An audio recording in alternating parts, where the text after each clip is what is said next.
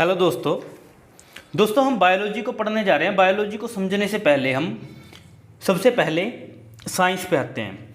दोस्तों सबसे पहले मैं आपको कहना चाहूँगा कि जो भी मैं यहाँ पढ़ाता हूँ आपको, जो भी मैं आपको टॉपिक क्लियर कराता हूँ उसको प्रॉपर नोट मेकिंग करनी है दोस्तों। रजिस्टर लेना है, एक रजिस्टर और पेन से अपने नोट्स बनाने हैं। अगर ना हो सके तो दोस्तों मेरे पास कमेंट में शॉर्ट आंसर टाइप क्वेश्चन बना के देने हैं इसमें से, तो कमेंट में मैं दोबारा कमेंट करूँगा, आपको रिप्लाई करूँगा, या फिर व्हाट्सअप नंबर मैं डाल दूँगा, व्हाट्सअप मुझे करना है।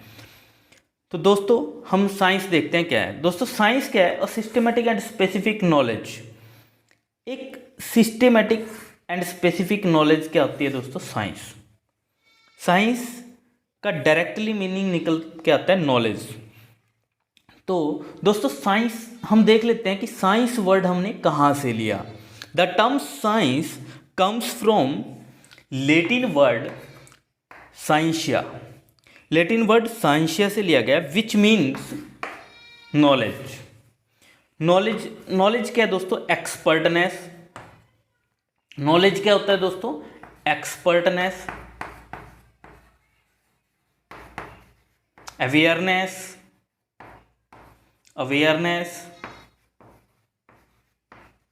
ये वर्ड दोस्तों नॉलेज के हैं। तो दोस्तों science is a systematic attempt to discover the truth और थिंग्स। साइंस क्या दोस्तों? सिस्टमैटिकली तरीके से जो अटेम्प्ट्स किए गए हैं, प्रयास किए गए हैं डिस्कवर द ट्रूथ, किसी सत्य चीज को खोजने के लिए। एग्जाम्पल के लिए ऑक्सीजन की, प्रिस्टले जी ने ऑक्सीजन की खोज की।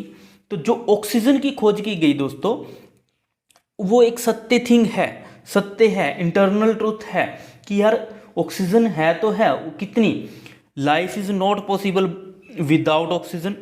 तो दोस्तों ऑक्सीजन की जो खोज की गई है वो एक साइंस आ गया हमारे पास। ट्रूथ, किसी सत्य चीज की खोज करना बाय डीपली ऑब्जर्वेशन। दोस्तों उसके ऊपर डीपली ऑब्जर्वेशन की गई होगी, ऑब्जर्व किया होगा, देखा गया होगा कि क्या ये सत्य है कि ऑक्सीजन गैस है और हमने क्या सभी जीवों के जीने के लिए ऑक्सीजन बहुत ज़रूरी है। एंड रीजनिंग, फिर हमने रीजनिंग लगाई, उस पर तर्क किए गए होंगे साइंटिस्टों के द्वारा। उसके बाद जो फाइनली ज्ञान प्राप्त हुआ दोस्तों वो क्या है? हमारे पास साइंस है। तो science is a systematic and specific knowledge है। We can divide it 3 parts. हम साइंस को 3 भागों में बांट सकते हैं दोस्तों। नेचुरल साइंस, जिसमें हम बायोलॉजी, फिजिक्स और केमिस्ट्री पढ़ते हैं। दोस्तों नेचुरल साइंस में क्या आता है? बायोलॉजी, केमिस्ट्री और फिजिक्स। उसके बाद फॉर्मल साइंस में हम मैथमेटिक्स और लॉजिक पढ़ते हैं। लॉजिक मीन्स दोस्तों रीजनिंग। और उसके बाद आता है थर्ड वन, सोशल साइंस में हम ह्यूमन बिहेवियर पढ़ते हैं और सोसाइटी पढ़ते हैं दोस्तों मैं रिकमेंड करूंगा कि जो सोसाइटी है, ह्यूमन बिहेवियर है, इस सभी को सीखने से पहले आपको हमारे भारत का जो कॉन्स्टिट्यूशन है, इंडियन कॉन्स्टिट्यूशन है, उसको डीपली पढ़ना चाहिए। नेचुरल साइंस में हमने क्या पढ़ा दोस्तों? फिजिक्स, केमिस्ट्री और बायोलॉजी। फिजिक्स को हम देखते हैं। फिजिक्स क्या दोस्तों? Fundamental properties of matter and energy. दोस्तों जो पदार्थ है, कोई भी पदार्थ और एनर्जी, इसकी जब हम स्टडी कर रहे हैं वो क्या है दोस्तों? फिजिक्स है। The main aim of physics, दोस्तों ध्यान से देखना, main aim of physics is to understand the natural phenomena of universe. दोस्तों मेन एम, फिजिक्स का मेन एम क्या है? एम क्या है? लक्ष्य दोस्तों। एम क्या होता है? लक्ष्य ऑफ फिजिक्स का सबसे मेन उद्देश्य क्या है? इज टू अंडरस्टैंड, यह अंडरस्टैंड करना, ये समझना है। अंडरस्टैंड क्या होता है दोस्तों? समझना।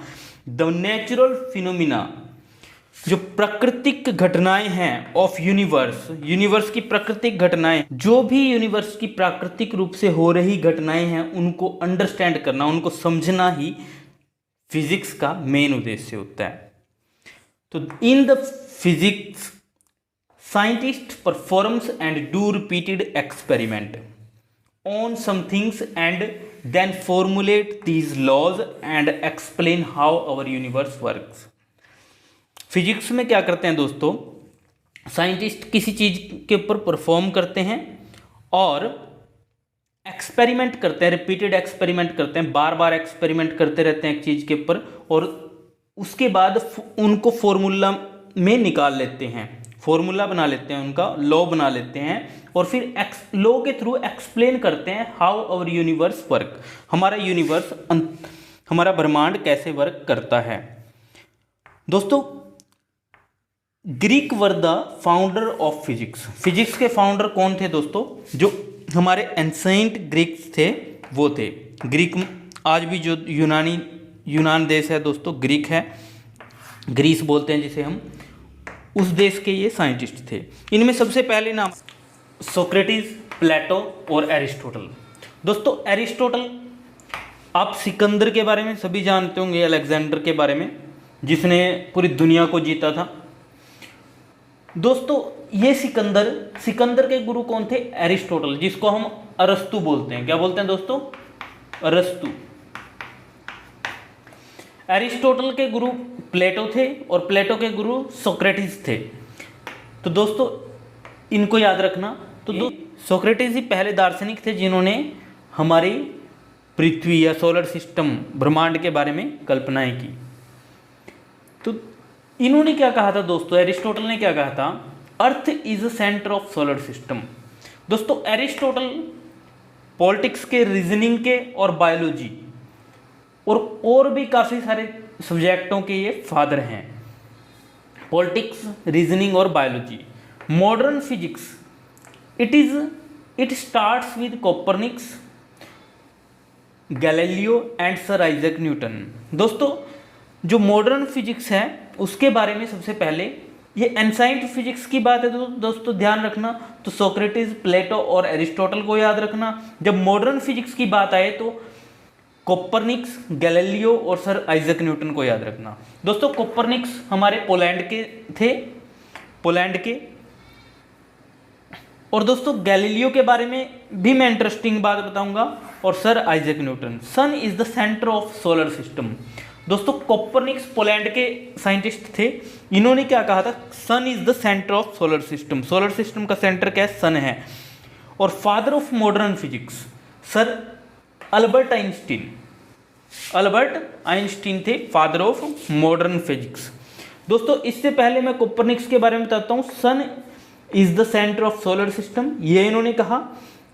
इससे पहले क्या धारणा थी दोस्तों? कि earth is a centre of solar system. तो इस धारणा को गलत साबित किसने किया? कोपरनिक्स ने। लेकिन दोस्तों, कोपरनिक्स ने इसमें डिटेल में कुछ भी ऐड नहीं किया, लेकिन इसको डिटेल में किसने एक्सप्लेन किया? सर गैलीलियो ने। तो जो गैलीलियो थे, इनको ये एक्सप्लेन करने के लिए कि earth is not a centre of solar system but sun is a centre of solar system, इसको ये साबित करने के लिए सर गैलीलियो को बहुत सारी यातनाएं सहनी पड़ी। जो सर चर्च के पादरी वगैरह थे, इन्होंने इसको जेल में रखा, और यहाँ तक ये कहने के लिए भी मजबूर किया इनको कि मेरी ये एक्सपेरिमेंट गलत है और ये मेरे जीवन की सबसे बड़ी गलती है। तो इनको बहुत सारी यातनाएं सहनी पड़ी गैलीलियो जी को। और दोस्तों, जो गैलीलियो जी के बारे में, इनको फादर ऑफ ऑब्जर्वेशनल फिजिक्स कहा जाता है। ध्यान से सुनना दोस्तों, father of observational physics. Father of physics कौन है? Sir Isaac Newton. Father of modern physics कौन है? Albert Einstein. और फादर ऑफ ऑब्जर्वेशनल फिजिक्स कौन है? यानी कि एक्सपेरिमेंटल तरीके से इसने सब कुछ नहीं किया था, सिर्फ ऑब्जर्वेशंस दी थी। ऑब्जर्वेशनल फिजिक्स कौन है? Sir Galileo. इन्होंने क्या दिया दोस्तों? इन्होंने टेलीस्कोपिक कंफर्मेशन दी थी और जुपिटर के बारे में बताया था। जुपिटर के लो, यूरोपा और गैनीमेड, जो इसका जुपिटर का सबसे बड़ा ग्रह है, इसके बारे में भी किसने बताया था? सर गैलीलियो ने बताया था। हेलो दोस्तों, अभी हमने फिजिक्स पढ़ा। केमिस्ट्री को देखते हैं दोस्तों। केमिस्ट्री क्या? स्टडी ऑफ मैटर, भिन्न भिन्न प्रकार के द्रव्यों का, उनकी संरचना मीन्स दोस्तों स्ट्रक्चर, संगठन मीन्स कंपोजिशन व गुणों के आधार पर अध्ययन किया जाता है। तो केमिस्ट्री में अलग अलग प्रकार के मैटर्स, द्रव्यों का, उनकी संरचना, संगठन और गुणों के आधार पर अध्ययन किया जाता है। तो केमिस्ट्री है क्या दोस्तों? The word chemistry comes from Greek word chemia which means cast together और पोर टुगेदर। पोर टुगेदर मतलब एक साथ डालना किसी चीज़ को। लेट्स सपोज दो प्रकार के अणु हैं, उनको हमने दूध में कुछ भी खट्टा डाला, नींबू डाल दिया, तो हमने दही को बनाया। दही क्या है दोस्तों? एक केमिकल कंपोजिशन हो गया दो चीज़ों का। तो और from an Egyptian word chemia which means blackness. तो दोस्तों जो केमिस्ट्री है उसका मीनिंग है कलर, ब्लैकनेस, और दूसरा है एक साथ डालना किसी भी चीज़ का एक साथ डालना। According to American chemical society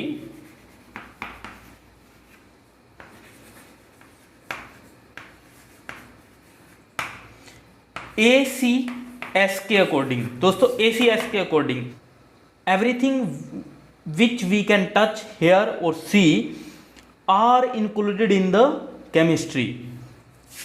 दोस्तों all the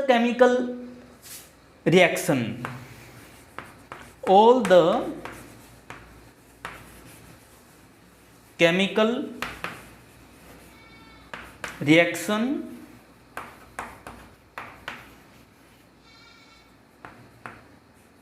in our body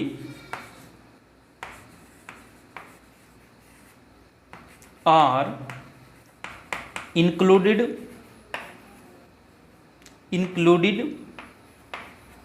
in chemistry।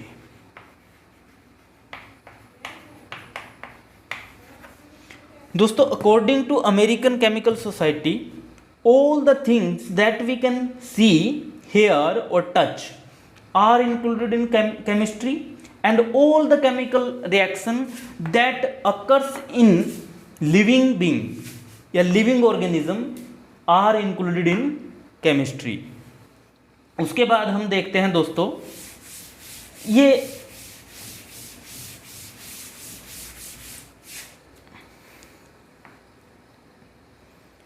Father of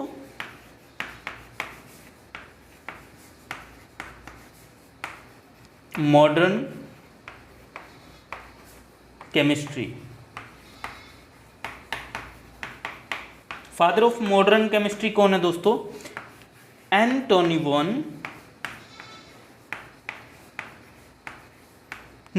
लेवोइजियर।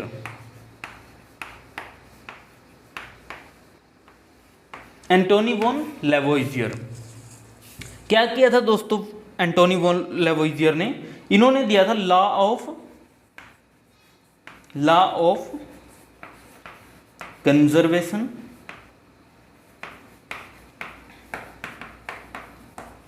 Of mass. Law of conservation of mass.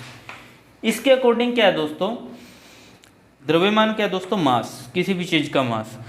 द्रव्यमान संरक्षण का नियम। इसके अनुसार दोस्तों किसी भी केमिकल रिएक्शन में, किसी भी केमिकल प्रक्रिया में, केमिकल रिएक्शन में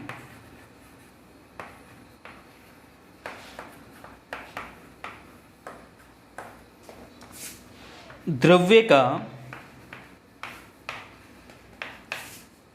ना तो सृजन किया जा सकता है,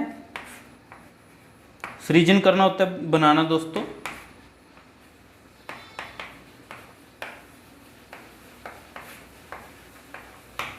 और ना ही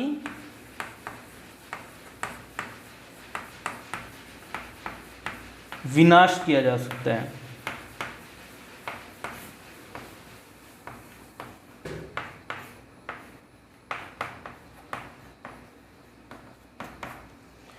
किसी भी केमिकल रिएक्शन में दोस्तों द्रव्य का ना तो सृजन किया जा सकता है, we can not create it और नॉट डिस्ट्रॉय, ना ही हम डिस्ट्रॉय कर सकते हैं और ना ही क्रिएट कर सकते हैं किसी भी केमिकल रिएक्शन में। उसके बाद दोस्तों हमारे आते हैं स्थिर अनुपात का नियम।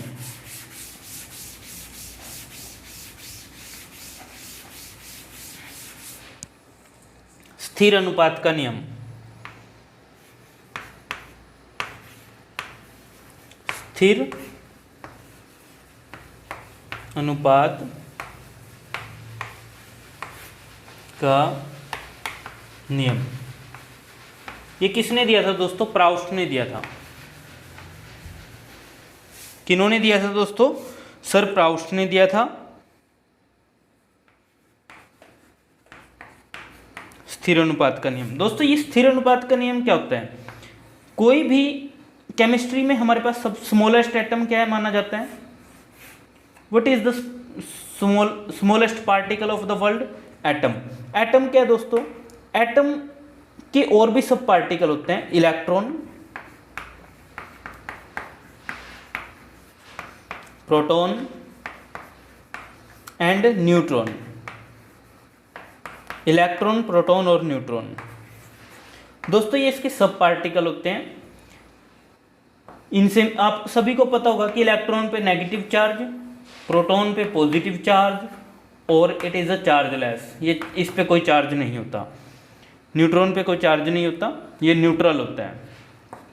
तो दोस्तों atom plus atom, atom plus atom, कोई भी दो एटम है, मान लेते हैं वो हाइड्रोजन प्लस हाइड्रोजन है तो मॉलिक्यूल टाइप बना देंगे वो। दोस्तों ये एटॉमिकल है, हाइड्रोजन एटॉमिक बेस में है और ये क्या है दोस्तों? अणु है एक किस्म का, ये है मॉलिक्यूल हमारा। तो एटम प्लस एटम मिलके क्या बनाएंगे? मॉलिक्यूल। एटम प्लस एटम मिलके क्या बनाएंगे दोस्तों? मॉलिक्यूल। हम स्थिर अनुपात का नियम देख रहे हैं क्या होता है? Atom plus atom is equal two molecule. और दोस्तों मॉलिक्यूल प्लस मॉलिक्यूल क्या होते हैं?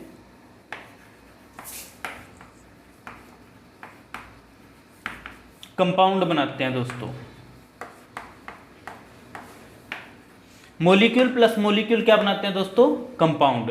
तो दोस्तों जो मॉलिक्यूल है वो हमारे एटम, हमारे पास परमाणु है, मॉलिक्यूल हमारे पास अणु है, यानी कि परमाणु परमाणु मिलके अणु बनाएंगे, अणु अणु मिलकर यौगिक बनाएगा। तो दोस्तों यौगिक हमारे पास सबसे सिंपल कंपाउंड क्या है? CH4 हो गया और वाटर हो गया। दोस्तों अगर हम वाटर को लेते हैं, वाटर में हमारे पास क्या है? मान लेते हैं दो हमारे पास हाइड्रोजन है, हम मोलिकुलर फॉर्म में लेते हैं इसको, हाइड्रोजन, और हमारे पास दो ही ऑक्सीजन है, दो ही हमारे पास ऑक्सीजन है, ये भी हम मोलिकुलर फॉर्म में ले लेते हैं। तो ये क्या बना देंगे दोस्तों? 2H2 प्लस O, वाटर बना दिया, जो हमारे पास कंपाउंड आ गया। तो दोस्तों इस वाटर का जो कंपोजिशन है, केमिकल कंपोजिशन है, वो क्या है? 1:8 में है, 1:8 में। तो दोस्तों यही है स्थिर अनुपात का नियम। अनुपात स्थिर रहेगा, अगर हमने 1:8 किया तो ही वाटर बनेगा दोस्तों।